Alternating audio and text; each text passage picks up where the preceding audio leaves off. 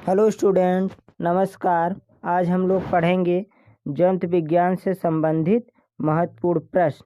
ये सभी प्रश्न विगत वर्षों में पूछा गया है तथा भविष्य में पूछने की प्रबल संभावना है। तो शुरू करते हैं आज का क्लास। चलिए देखते हैं हम पहला क्वेश्चन नंबर फर्स्ट देखेंगे। मानव शरीर का सबसे बड़ा अंग कौन सा होता है? इसका ऑप्शन नंबर ए वाला सही है। त्वचा मानव शरीर का सबसे बड़ा अंग होता है। शरीर का बाह्यतम आवरण क्या होता है? त्वचा होता है। चलिए क्वेश्चन नंबर 2 पे हम चलते हैं। क्वेश्चन नंबर 2 है, पित्त बनता है। पित्त कहाँ पर बनता है? इसका आप लोग आंसर बताएंगे। पित्त कहाँ पर बनता है? यकृत में। इसका ऑप्शन नंबर बी वाला सही है। यकृत और क्या है? शरीर की सबसे बड़ी पाचक ग्रंथि होती है यकृत।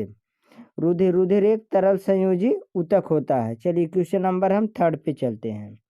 क्वेश्चन नंबर 3 पे, पित्त का रंग हरा पीला सा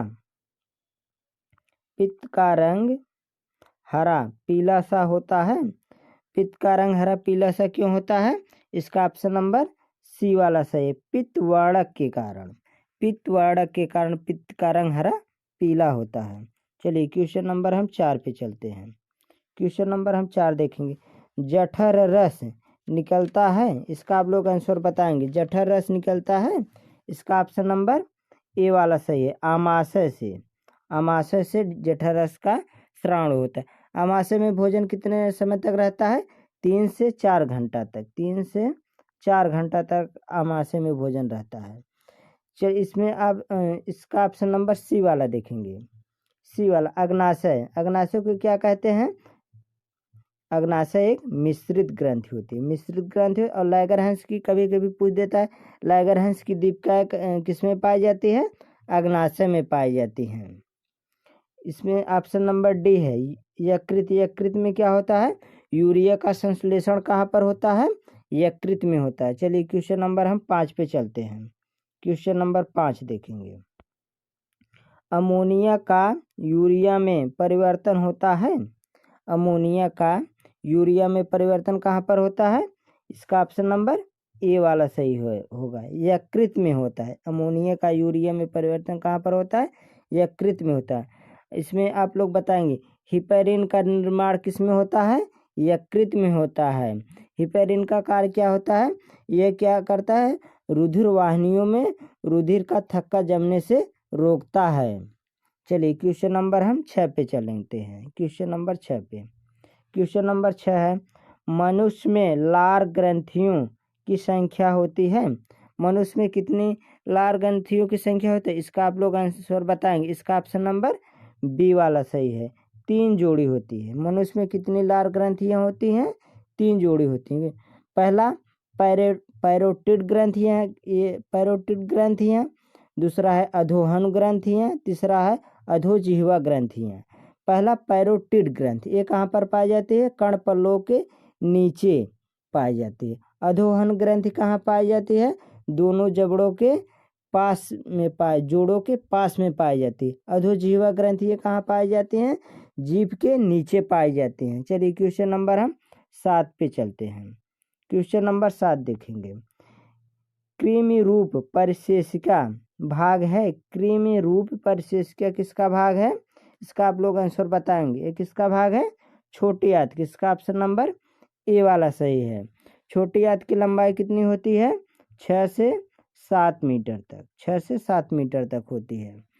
इसमें दिया है बड़ी आंत की लंबाई कितना होती है? 1.5 मीटर, 1.5 मीटर तक लंबी होती है। चलिए क्वेश्चन नंबर हम 8 पे चलते हैं। क्वेश्चन नंबर 8 देखेंगे। मनुष्य में श्वास लेने की दर होती है लगभग। इसका आप लोग आंसर बताएंगे। मनुष्य में श्वास लेने की दर होती है लगभग कितना होता है? इसका आप लोग आंसर बताएंगे। इसका ऑप्शन नंबर पहला है 18 बार प्रति मिनट। इसमें दिया है ऑप्शन नंबर डी 72 बार प्रति मिनट। ये क्या है? ये हृदय की धड़कन। स्वस्थ मनुष्य का हृदय 1 मिनट में कितना बार धड़कता है? 72 बार धड़कता है। चलिए क्वेश्चन नंबर हम 9 पे चलते हैं। क्वेश्चन नंबर 9 देखेंगे हम। लसिका में नहीं होता है। लसिका में क्या नहीं होता है, इसका आप लोग आंसर बताएंगे। लसिका में क्या नहीं होता है, इसका ऑप्शन नंबर सी वाला, लाल रुधिराणु क्या होते हैं लसिका में नहीं पाए जाते। और जैल श्वेत रुधिर कणिकाएं प्रोटीन ये पाई जाती हैं। लसिका में सबसे ज़्यादा क्या कौन सी कोशिकाएं पाई जाती हैं, श्वेत रुधिर कणिकाएं पाई जाती हैं सबसे ज़्यादा मात्रा में, ज़्यादा मात्रा में ये पाई जाती हैं श्वेत रुधिर कणिकाएं।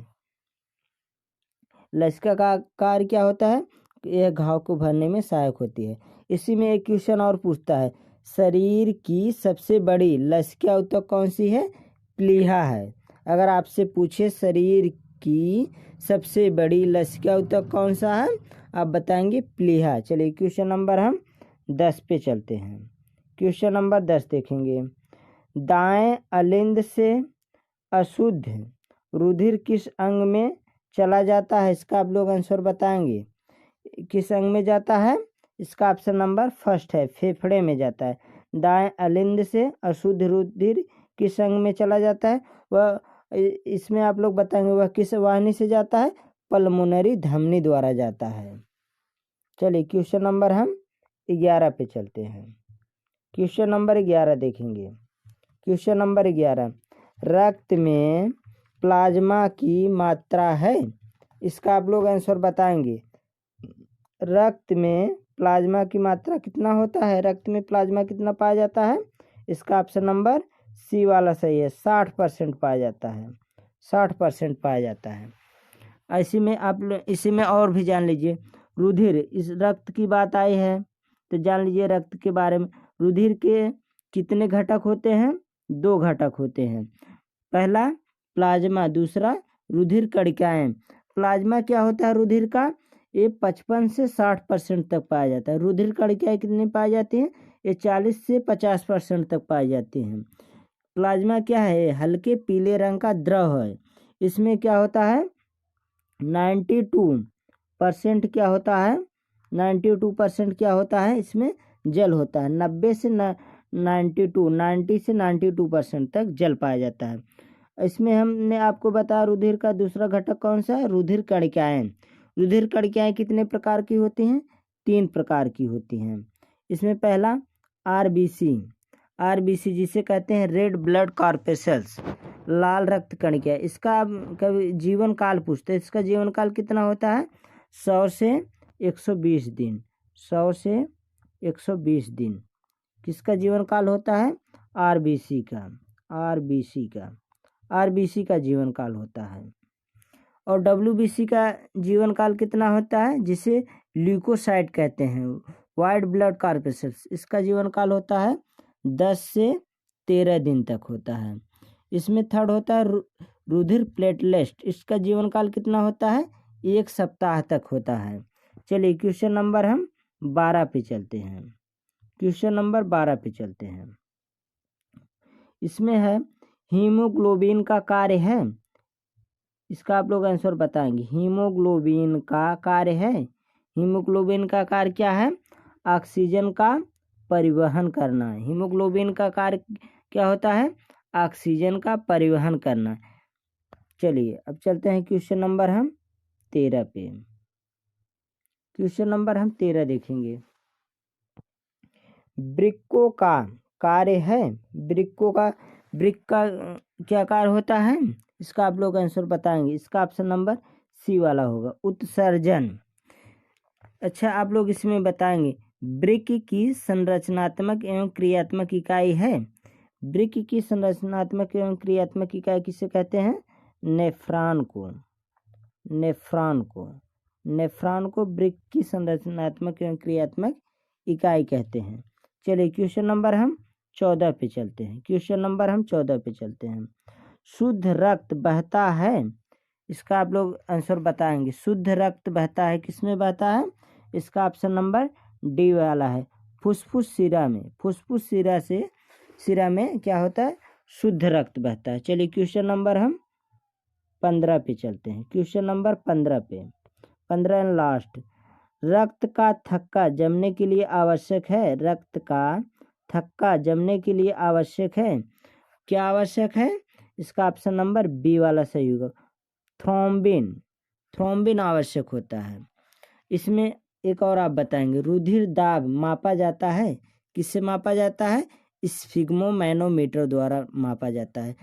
देखिए, ऐसे ही महत्वपूर्ण वीडियो पाने के लिए आप हमारे चैनल को लाइक, सब्सक्राइब एंड शेयर करना न भूलें। Thanks for watching this video.